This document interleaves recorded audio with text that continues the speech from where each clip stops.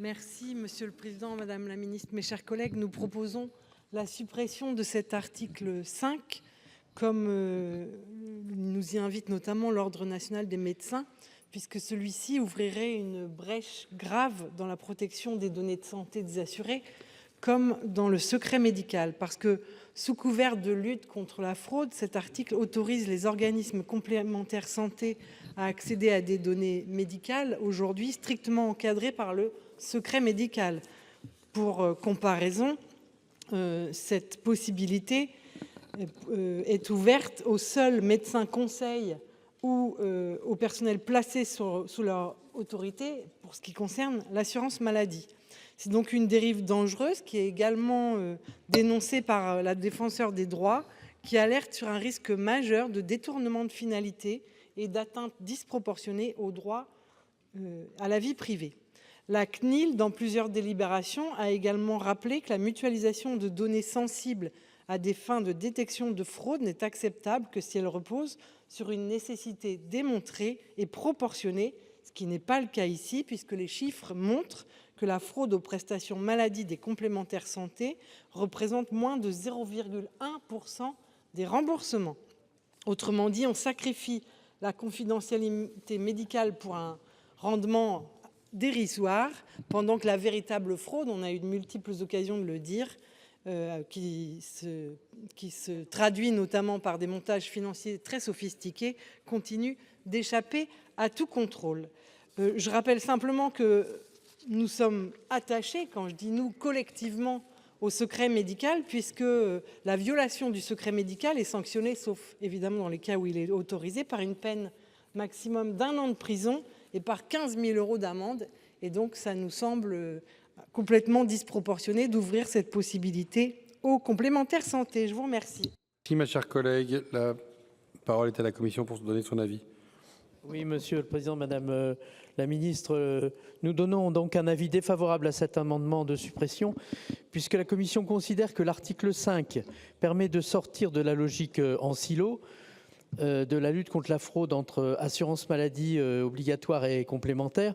C'est d'ailleurs l'occasion pour moi de saluer le travail de la rapporteure de la branche maladie, Corinne Imbert, puisque cet article reprend très largement les travaux qu'elle avait portés l'année dernière en PLFSS, qui avaient été adoptés par les deux assemblées, mais censurés comme cavalier social par le Conseil constitutionnel. Et donc, c'est donc un avis défavorable. Je vous remercie. Merci. Madame la Ministre, je vous en prie. Oui, merci, Monsieur le Président. Je vais essayer de rassurer Madame la sénatrice sur la préservation du secret médical. Dans cet article 5, c'est donc un article qui a pour objet de renforcer les échanges de données entre assurance maladie obligatoire et assurance maladie complémentaire aux fins de lutter contre la fraude en matière sociale. Il encadre en outre les traitements de données mises en œuvre par les organismes complémentaires dans le cadre de leurs activités de prise en charge des dépenses de santé. Et dans ce cadre, le projet de loi prévoit des dérogations au secret médical et au secret professionnel très limitées et entourées de garanties strictes.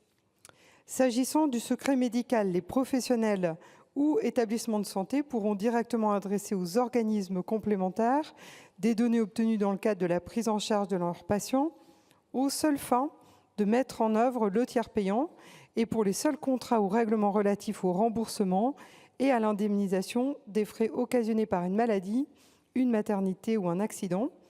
Les données concernées par ces échanges sont limitées au code dit détaillé des actes et prestations et aux autres données strictement nécessaires à la mise en œuvre du tiers payant. Un décret en Conseil d'État, pris après avis de la CNIL, étant prévu pour préciser les catégories de données pouvant être communiquées à ce titre. Ensuite, s'agissant des échanges entre organismes d'assurance maladie obligatoire et complémentaire, les données ne seront transmises par les premiers qu'en cas de contrôle de l'assurance maladie mettant en évidence des faits de nature à faire présumer des cas de fraude grave en matière sociale. Les données transmises seront limitées aux informations strictement nécessaires à l'identification de l'auteur de ces faits et des actes et prestations sur lesquels ils portent, et le projet de loi limite les usages qui peuvent en être faits par les organismes complémentaires. Dans les deux cas, Au sein des organismes complémentaires, les personnels habilités à accéder ou à traiter ces données sont soumis au secret professionnel, dont la violation pourra dès lors donner lieu à des sanctions pénales. S'agissant des données transmises directement par dérogation au secret médical, seuls des professionnels de santé et les personnels placés sous leur autorité et chargés du contrôle médical des dossiers auront accès aux données identifiantes. Un décret en Conseil d'État, pris après avis de la CNIL, fixera toutes les caractéristiques essentielles des traitements mis en œuvre par les organismes complémentaires dans le cadre de leurs activités de prise en charge des frais de santé et dans le cadre de ces échanges. Je vous indique enfin que ces dispositions ont été soumises pour avis à la CNIL, qui a estimé que les garanties associées à ces traitements étaient de nature à protéger les droits et libertés fondamentaux des personnes concernées. Elles ont également été examinées par le Conseil d'État, qui, à l'issue de suggestions rédactionnelles, n'a pas formulé d'observation. Ainsi, ces dispositions poursuivent l'objectif légitime de lutter contre la fraude sociale et de sécuriser les traitements mis en œuvre dans le cadre de la prise en charge des frais de santé, et elles sont entourées de garanties suffisantes pour assurer la protection des données. Pour toutes ces raisons, je donnerai un avis défavorable à votre amendement. Merci Madame la Ministre. Je mets aux voix. Je vous en prie, ma chère collègue, allez-y. Pardon, simplement une explication de vote, excusez-moi. La CNIL, Madame la Ministre, a effectivement indiqué qu'il fallait sans doute revoir le cadre juridique, mais le principal enjeu de l'amendement proposé par nos collègues, c'est savoir est-ce que le jeu en vaut vraiment la chandelle, parce que dans l'étude d'impact, j'avais noté qu'en 5 ans, il y avait 177 signalements qui avaient été faits, ça en fait 35 par an, et que ça devait permettre d'accroître significativement le nombre de fraudes présumées et obtenir 1 million d'euros envisagés. Donc voilà, ça semble assez peu significatif avec cette prise de risque de dérogation au secret médical qui n'est pas une mince affaire. Merci Madame Canales. Madame Poncet-Monge, je vous en prie. Merci Monsieur le Président. Alors effectivement, quand même, il y a une inquiétude et c'est normal. Et la longueur de votre intervention, Madame la Ministre, montre bien, enfin témoigne, enfin je dirais est une preuve que ce n'est pas rien que de permettre effectivement, dans les cas que vous avez mentionnés, et puis quelquefois les cas ils sont élargis par la suite, c'est aussi le problème, à des assurances complémentaires d'avoir certaines données. Je rappelle que l'assurance maladie complémentaire, il n'y a pas que des mutuelles qui, à part l'âge, n'ont pas le droit de sélectionner leurs assurés.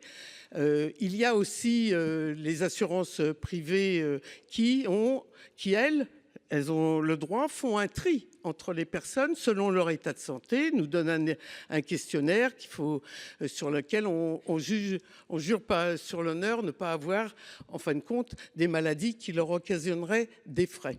Donc je pense que quand même que ces complémentaires à but lucratif, donc je ne parle plus des mutuelles, puissent avoir accès pour, en quelque sorte, peaufiner la façon dont elle crée un marché différencié, n'est pas une mince affaire. Vous avez donné un cadre, Madame la Ministre, quand même assez rassurant, je dirais.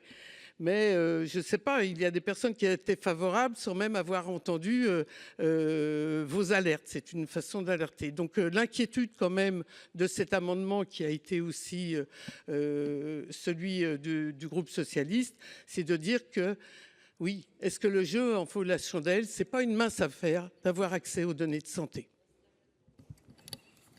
Merci. Je mets aux voix cet amendement 220. Il a reçu un avis défavorable de la Commission, un avis défavorable du Gouvernement. Qui est pour? Qui est contre? Qui s'abstient? Il n'est pas adopté.